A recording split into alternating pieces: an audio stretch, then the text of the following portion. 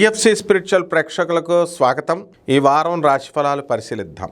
ఓం హ్రీంకారాసనగర్భిత నలసికాం సౌహ క్లీం కళాం బిభ్రతీం సౌవర్ణాంబరధారిణీం వరసుదా ధౌతాం త్రినేత్రోజ్వలాం వందే పుస్తక పాశమంకుశధరాం స్రగ్భూషితాముజ్వలాం త్వాం గౌరీం త్రిపురాం పరాత్పరకళాం శ్రీచక్ర సంచారిణీం కృష్ణం వందే జగద్గురుం అర్జునం వందే జగదేకవీరం. ఈ వారం రాశిఫలాలు మనం చెప్పుకునే ముందు గోచార రీత్యా గ్రహాలు ఏ ఏ స్థానాల్లో ఉన్నాయో మనం చెప్పుకుందాం. మనకి రాహువు కుంభరాశి, శని మీనరాశి, శుక్రుడు మేషరాశి, బుధుడు కర్కాటక రాశి, కుజ కేతువులిద్దరూ కూడా మనకి సింహరాశి, రవి మనకి చక్కగా ఈ యొక్క వృషభ రాశిలో ఉన్నాడు. అదేవిధంగా ఈ యొక్క గురుడు మిథున రాశిలో ఉన్నాడు. దీన్ని బట్టి ద్వాదశ జ్యోతిష్ రాశుల వారికి వివిధమైనటువంటి ఫలితాలు జరుగుతాయి. ఈ ఫలితాలన్నింటినీ కూడా నేను ప్రొఫెసర్ డాక్టర్ ముల్లపూడి సత్యనారాయణమూర్తిని మీకు వివరిస్తున్నాను. ఒక్కొక్క రాశి వారీగా చూద్దాం.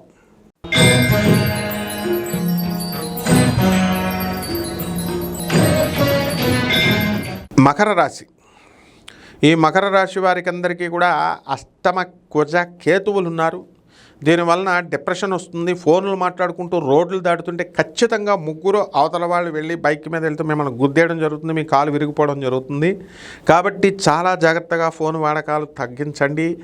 యాక్సిడెంట్ని నివారించుకోండి. ముందు చెప్తున్నాను, ఖచ్చితంగా జరగడానికి అవకాశాలు ఉన్నాయి. కుజ కేతువులు చాలా ప్రమాదకరమైనటువంటి గ్రహాలు.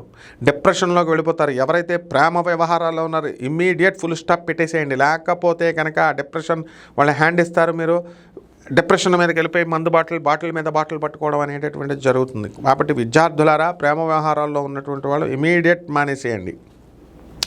ఇక శత్రువులు ఎవరైతే ఉన్నారో అటువంటి శత్రువులంతా కూడా మీకు అనుకూలమైపోతారు.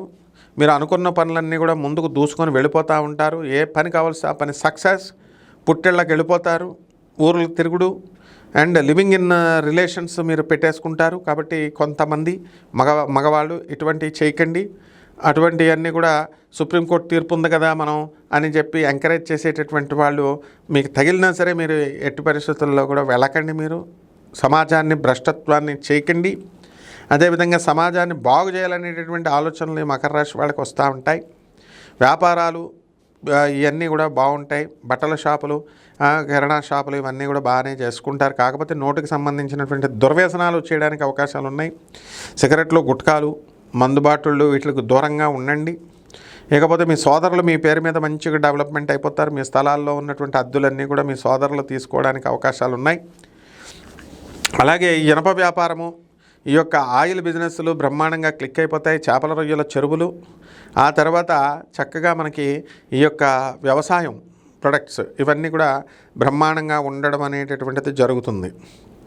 ఇక పరిహారాల దగ్గరికి వచ్చేసరికి ఈ మకర రాశి వారికి మనకి ఏమిటి అంటే అష్టమ కుజ కేతువులు. కాబట్టి కుజ జపం చేసుకోండి, కుజ స్తోత్రాలు చదవండి. కుజుడికి కిలోంపావు కందుల్ని, ఆ ఎర్రని వస్త్రాల నుంచి పేద బ్రాహ్మణులకి మనం మంగళవారం నాడు ఉదయం 9 గంటలకి దానం చేసుకోండి చక్కగా.